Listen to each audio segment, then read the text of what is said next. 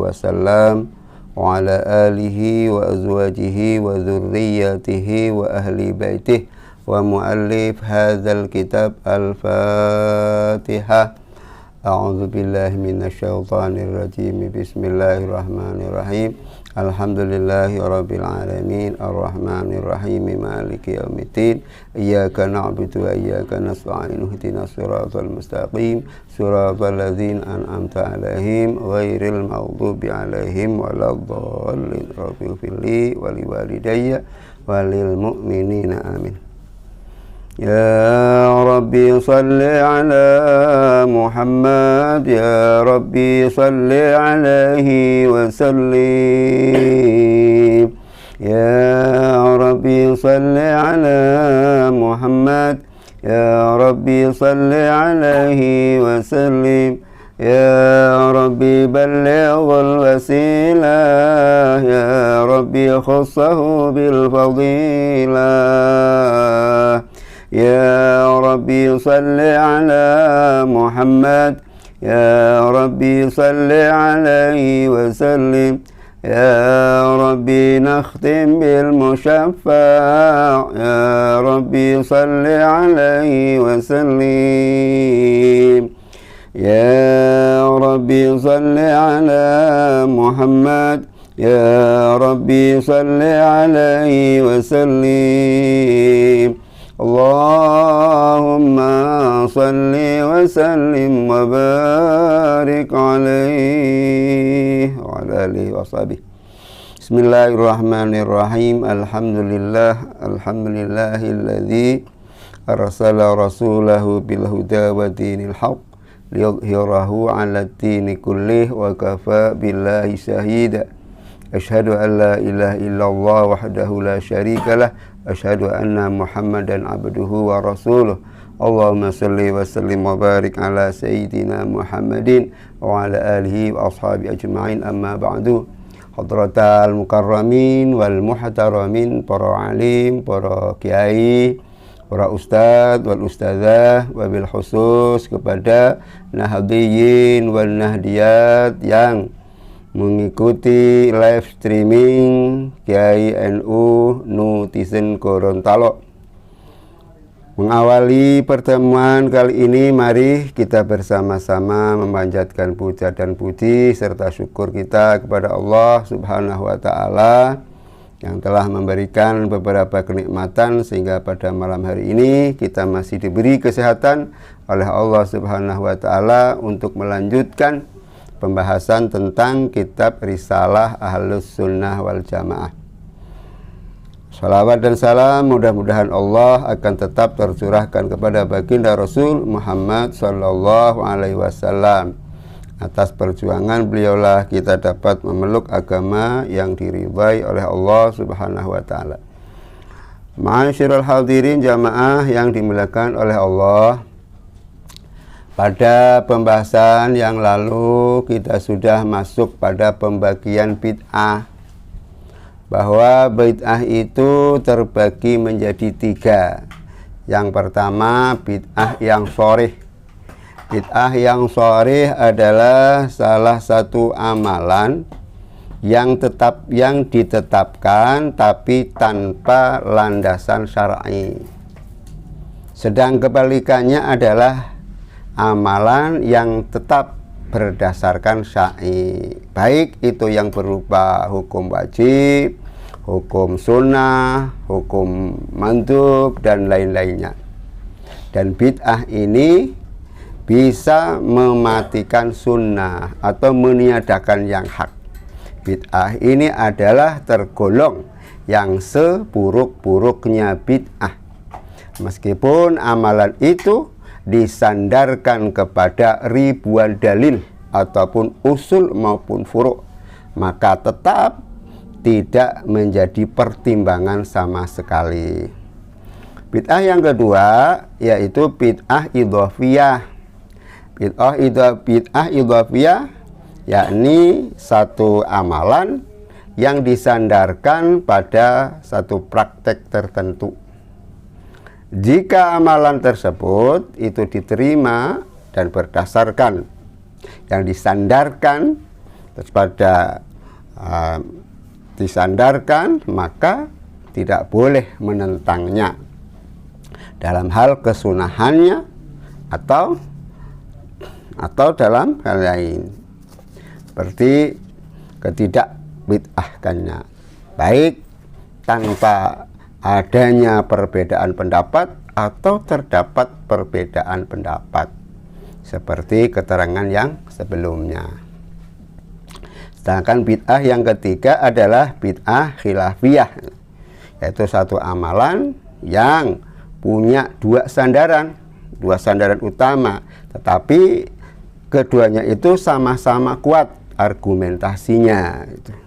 Jika dilihat dari segi salah satu aspek, maka tergolong bid'ah, tetapi jika dari aspek yang lain, maka tergolong sunnah, sebagaimana yang keterangan sebelumnya dalam hal membuat seperti apa, membuat kelompok zikir maupun membuat satu jamaah. Inilah pada pembahasan yang lalu. Sekarang kita akan lanjutkan dengan pembahasan berikutnya. Bismillahirrahmanirrahim. Qala al-musannifu rahimahullahu ta'ala wa nafa'na bihi wa bi'ulumihi fid dharain amin. Bismillahirrahmanirrahim. Wa qala, dan telah berkata.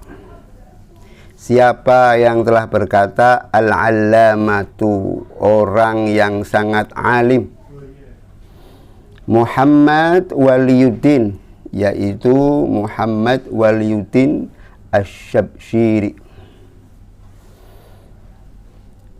Muhammad Waliyuddin telah berkata di dalam fi syarhil arba'in, di dalam kitab Syarah Al-Barba'in An-Nawawiyati, Syarah Arba'in Nawawi, ala qaulihi, berdasarkan sabda Nabi sallallahu alaihi wasallam. Sabdanya, man ahdatsa hadasan au awa muhdisan fa'alaihi la'natullah. Sabda Nabi, man, barang siapa, ahdasa, yang memperbaharui, hadasan, satu pembaharuan, au awa, atau barang siapa yang menolong, pertama hadasan, yang dua au muhdisan, menolong orang yang berbuat ahdas, memperbarui sesuatu, fa'alaihi, maka tetaplah baginya laknatullah, itu dia tetap akan memperoleh laknatnya Allah. Nah, ini barang siapa yang memperbaharui satu amalan yang baru atau yang menolong melakukan sesuatu amalan yang baru, maka dia akan mendapatkan laknatnya Allah. Nah, sesuatu yang baru itu yang bagaimana? Ata bisyai'in lam yakun maujudan fi zamanin nabi. Mengadakan sesuatu yang baru itu apa? Mendatangkan sesuatu, tetapi sesuatu itu lam yakun maujudan, belum pernah ada fi zamanin nabi, pada zamannya Nabi. Nah, dalam Nabi itu belum pernah dilakukan, tetapi ada orang yang melakukan, maka itu tergolong orang yang man ahdasa, orang yang memperbaharui sesuatu. Dan orang yang memperbaharui sesuatu ini, wahua, dia al-musamma bil bid'ati, dia disebut orang yang berbuat bid'ah itu. Tapi bid'ah Termasuk juga orang yang menolong melakukan kebid'ahan, dia akan dilaknat oleh Allah Subhanahu wa taala. Kalau di dalam hadis yang lain disebutkan man ahdatsa fi amrina hadza fahuwa ma laisa minhu fahuwa raddun.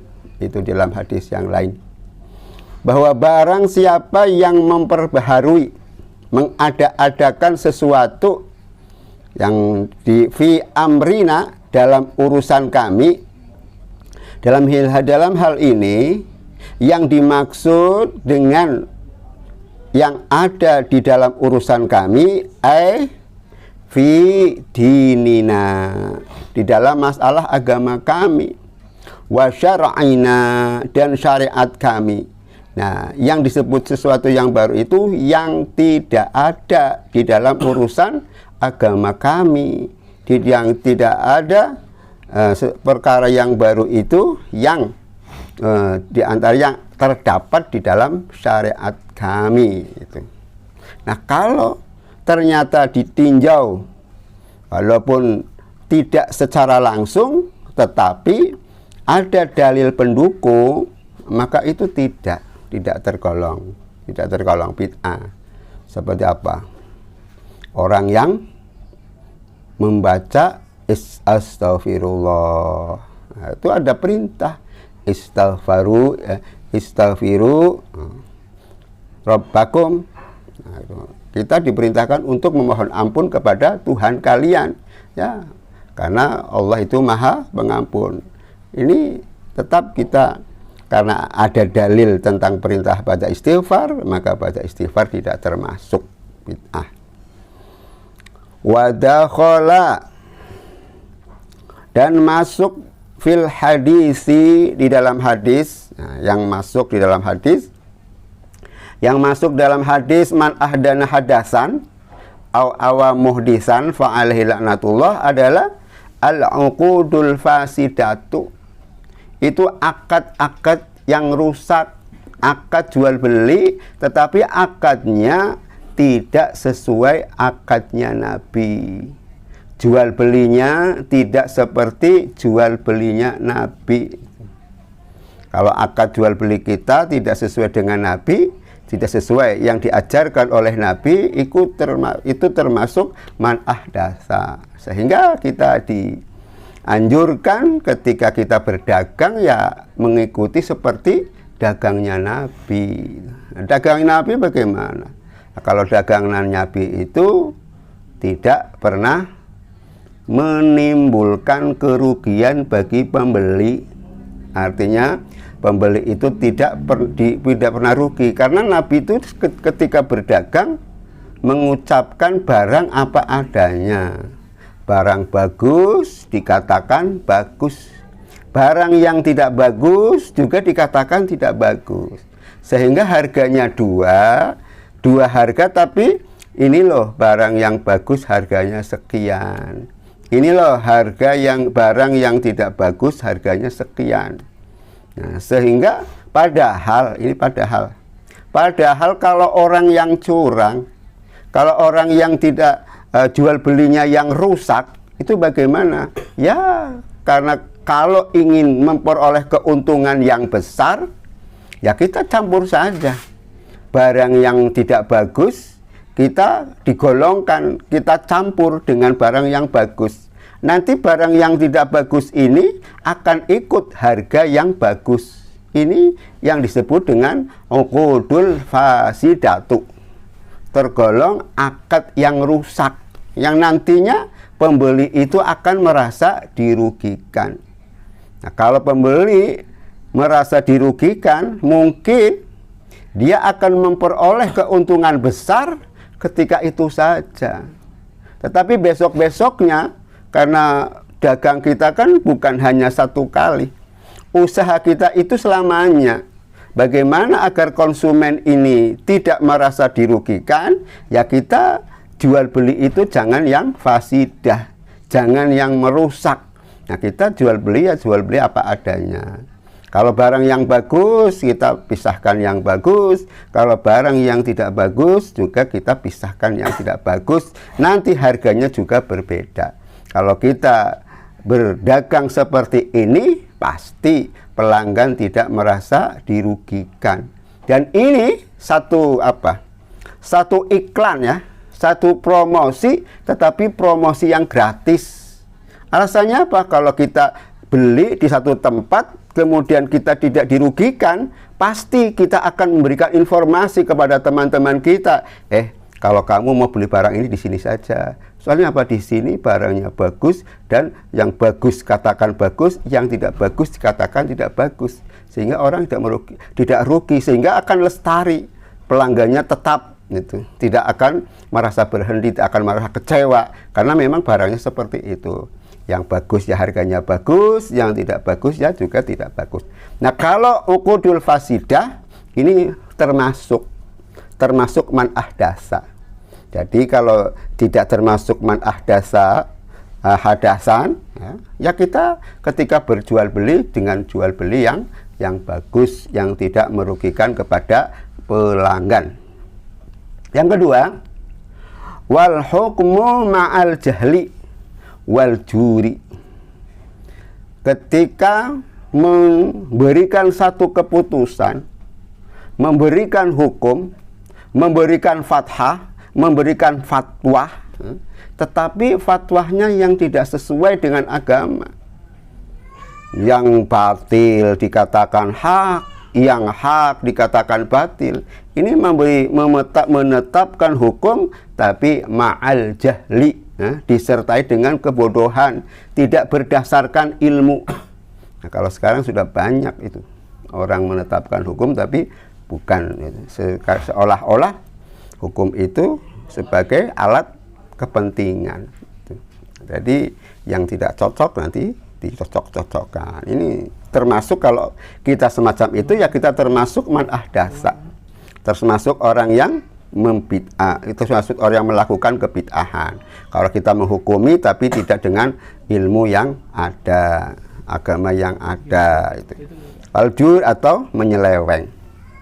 Wa nahwi dzalik, dan yang sama dengan uqudul fasidah, mimma la yuwafiqu syar'i, dari sesuatu yang tidak sesuai dengan syariat. Wa kharaja anhu, dan tidak termasuk. Nah, kalau tadi dakhala, kalau yang pertama itu masuk dalam hadis man ahdasa. Nah, tapi kalau berikut ini adalah wa kharaja anhu. Dan yang tidak termasuk golongan man ahdasa hadasan au awa muhdisan fa'alaihi laknatullah adalah ma la yakhruju an dalil syar'i. Sesuatu yang tidak keluar dari dalil-dalil syariat. Seperti apa? Kal masailil ijtihadiyati, seperti masalah-masalah ijtihad.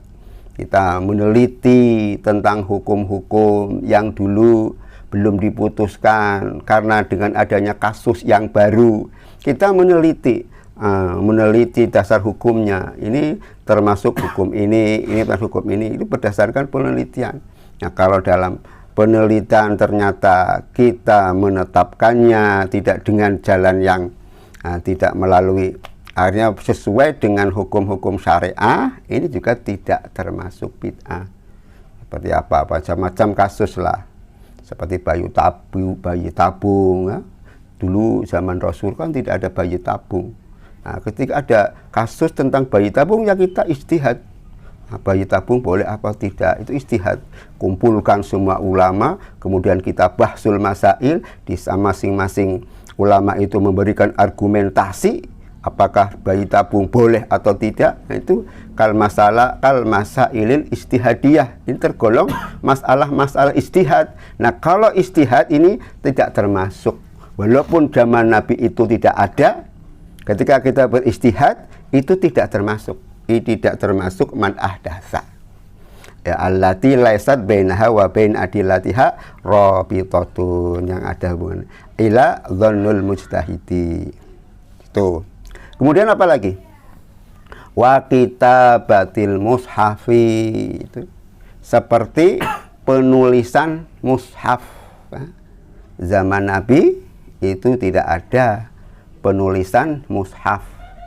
Al-Quran tidak boleh ditulis zaman dulu.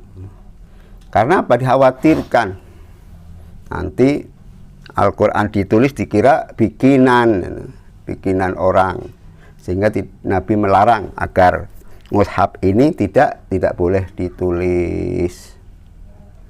Wa tahriril madzahibi, itu termasuk juga.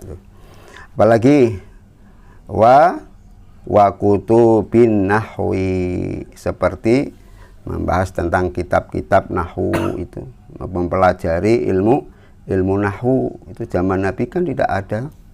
Zaman Nabi tidak ada orang yang mempelajari ilmu nahwu, karena orang Arab ketika berbicara ya sudah sesuai dengan kaidah-kaidahnya mereka. Nah, kalau kita di Indonesia, karena kita bahasanya Indonesia, ingin mempelajari tentang agama, sedangkan agama itu berbahasa bahasa Arab. Nah, bagaimana kita bisa mengetahui isi agama kalau kita tidak tahu bahasa Arab? Bagaimana kita bisa mengetahui bahasa Arab kalau tidak mengetahui tata bahasa Arab? Nah, kalau belajar tata bahasa Arab atau belajar nahwu ini khoroja, tidak termasuk bid'ah. Walaupun zaman Nabi tidak ada orang yang belajar ilmu nahwu. Sekarang banyak orang yang belajar ilmu nahwu, belajar ilmu shorof, itu tidak termasuk. Di sini wa khoroja anhu, tidak termasuk perkara yang baru. Wal hisab, termasuk juga mempelajari ilmu matematika. Zaman dulu kan tidak ada mempelajari ilmu matematika atau ilmu hisab, menghitung tentang perbintangan atau ilmu-ilmu yang berkaitan dengan ilmu astronomi. Dulu kan tidak ada. Tapi sekarang karena dibutuhkan oleh manusia, maka ketika kita mempelajari ilmu hisab, kita mempelajari ilmu astronomi, itu tidak termasuk bid'ah. Walaupun zaman Nabi itu tidak ada yang mempelajari ilmu astronomi. Oleh karena itu Qasama Ibnu Abdissalam, Ibnu Abdissalam ini, Imam Ibnu Abdissalam telah membagi. Qasama Ibnu Abdissalam.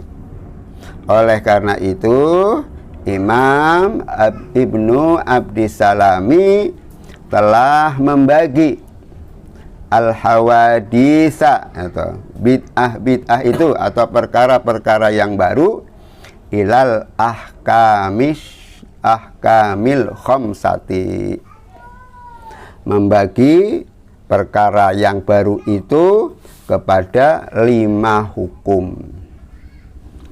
Faqala, maka kata Imam Ibnu Abdissalam, al bid'atu, bid'ah, ini kata beliau, al bid'atu fi'lu ma lam yu'had fi asri Rasulillah sallallahu alaihi wasallam.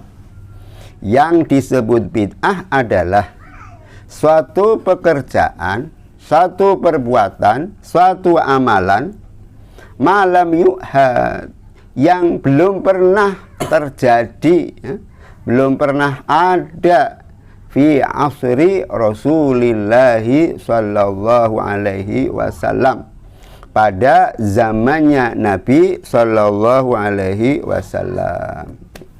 Jadi sesuatu yang belum terjadi pada zamannya Rasulullah, itulah yang disebut dengan bid'ah. Nah, kalau Imam Ibnu Abdissalam telah membagikan bahwa bid'ah itu ada 5 hukum. Ada 5 hukum. Ada wajibatan. Ada bid'ah yang hukumnya wajib. Apalagi? Kemudian seperti apa bid'ah yang hukumnya wajib? Ka ta'allumin nahwi, itu seperti belajar ilmu nahwu. Belajar ilmu nahwu itu hukumnya wajib. Bagi siapa? Tapi wajibnya bukan wajib semua.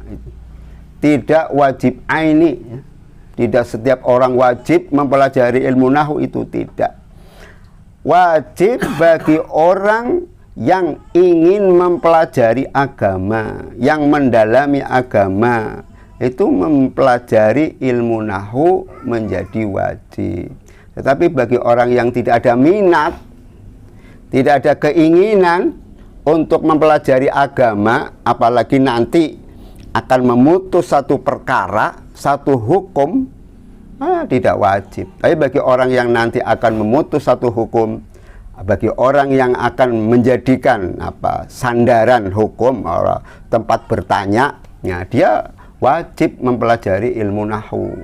Karena tanpa kita belajar ilmu nahwu, maka kita tidak bisa mengurai, tidak bisa menjelaskan, karena setiap kalimatnya itu masing-masing ada fungsinya.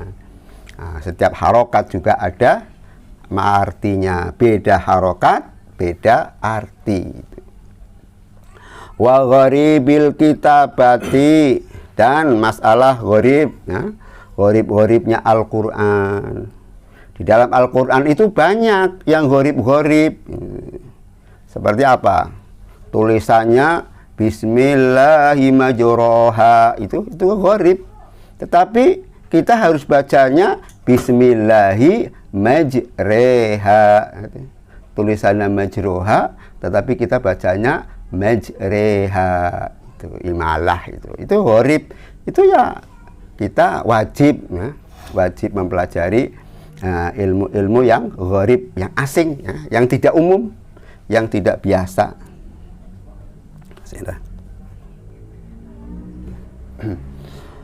Wa gharibil kitabati, dan ilmu-ilmu gharibnya Alkitab. Terus Al-Quran itu banyak yang gharib-gharib, seperti kita misalkan membaca surah apa itu Baro'ah, ya. Ketika kita membaca surah Baro'ah itu atau At-Taubah, itu membaca basmalah juga tidak boleh, haram, ya. Haram membaca basmalah ketika kita membaca surah Baro'ah atau surah At-Taubah ayat yang pertama. Tapi kalau di tengah-tengahnya sih tidak apa-apa.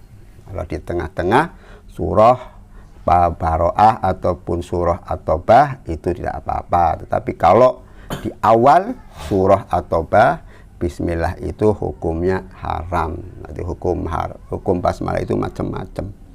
Ada bismillah yang hukumnya sunnah, ada bismillah yang hukumnya makruh, ada bismillah yang hukumnya sunnah, ada bismillah yang hukumnya wajib, macam-macam hukum-hukum bismillah itu.